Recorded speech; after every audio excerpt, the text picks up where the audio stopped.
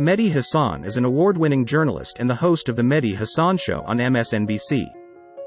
He has argued with presidents and prime ministers, celebrities and activists from across the globe. Win every argument shows how anyone can communicate with confidence, rise above the tit for tats on social media, and triumph in a successful and productive debate in the real world. Here are the 5 key insights from this magnum opus work. 1. Feel your way to victory. He says it was Ben Shapiro, the conservative pundit, who popularized the phrase, "Facts don't care about your feelings." But what about the reverse? What if our feelings don't care about the facts? Author Dale Carnegie famously described human beings not as creatures of logic, but as creatures of emotion. We often feel, rather than think or deduce, our way toward a particular viewpoint. Scientists say that some of our biggest and best decisions involve a jolt of emotion.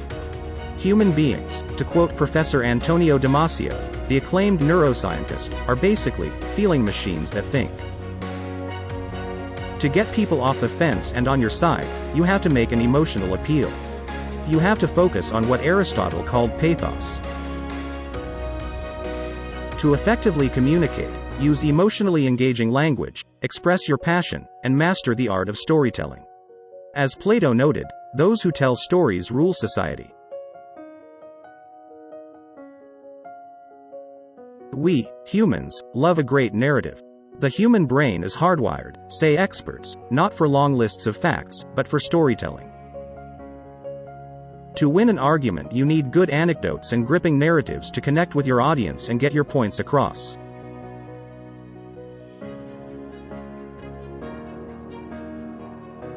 As Wharton Professor of Marketing and Psychology, Deborah Small explained to me, stories that are concrete, rather than abstract, personal, and narrative-informed tend to evoke more emotion.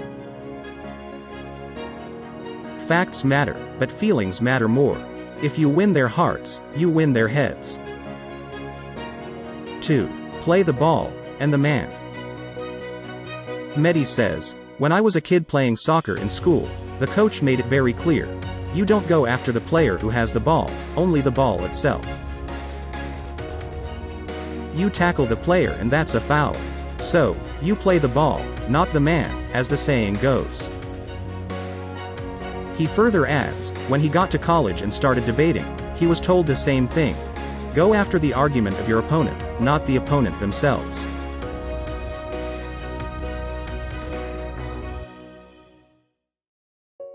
Personal attacks are off limits. Ad hominem arguments, or arguments literally, to the person, are a big no-no. They are considered logical fallacies. The problem is, as Aristotle explained more than 2,000 years ago, that audiences place a great deal of value on the ethos of a speaker, their personal character and credibility. Their standing, their expertise, their qualifications, that stuff makes a difference when it comes to whether or not people are willing to be convinced, so you have to be willing to question or undermine your opponent's credibility. It might feel a little icky to challenge your opponent so directly, so personally, but sometimes it has to be done. Mehdi clarifies that he is not asking us to emulate the legendary Roman orator and debater Cicero, who would hurl vicious invective at his opponents, calling them names, Trump style, making fun of not just their arguments but their appearances, too.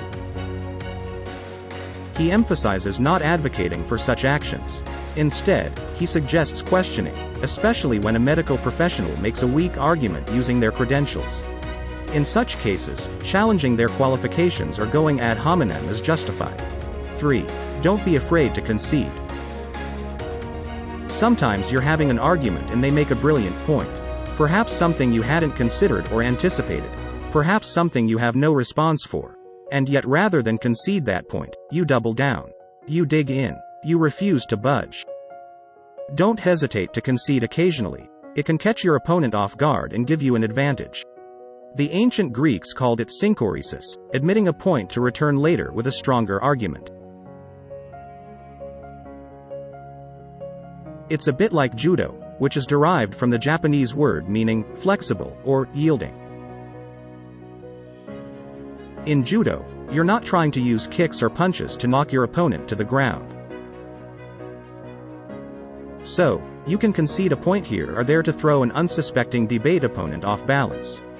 You can surprise them by preempting their points. You can even reframe the argument in your favor whenever you get the chance, again, leaving your opponent floundering. These are all rhetorical judo moves. To quote Kano Jigoro, the founder of judo, resisting a more powerful opponent will result in your defeat, whilst adjusting to and evading your opponent's attack will cause him to lose his balance, his power will be reduced, and you will defeat him. 4. The rule of 3 is your friend. Mehdi says, whether I am arguing with a politician over Middle East policy or arguing with my kid over how much ice cream they can have for dessert, I always try to have 3 main points. 3 killer arguments. A, B, C 1, 2, 3. The rule of 3 is crucial in effective argumentation.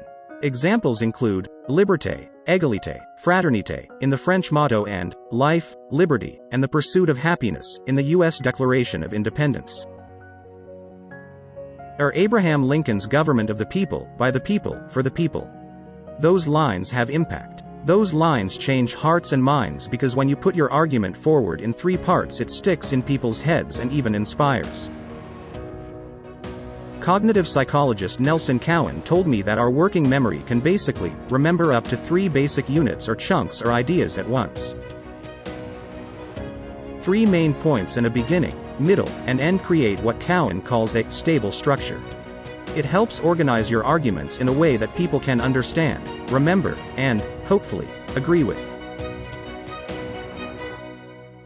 The rule of 3 covers it all, from birth, life, and death to past, present, and future. Once you master it, the rule of 3 will have you winning arguments left, right, and center. 5. Be prepared. You cannot win an argument if you're not ready for that argument. You cannot engage in any kind of public speaking without the right amount and type of preparation. The reality is that the best debaters and orators in human history had to do the grunt work. Put in the hours. Practice, practice, practice.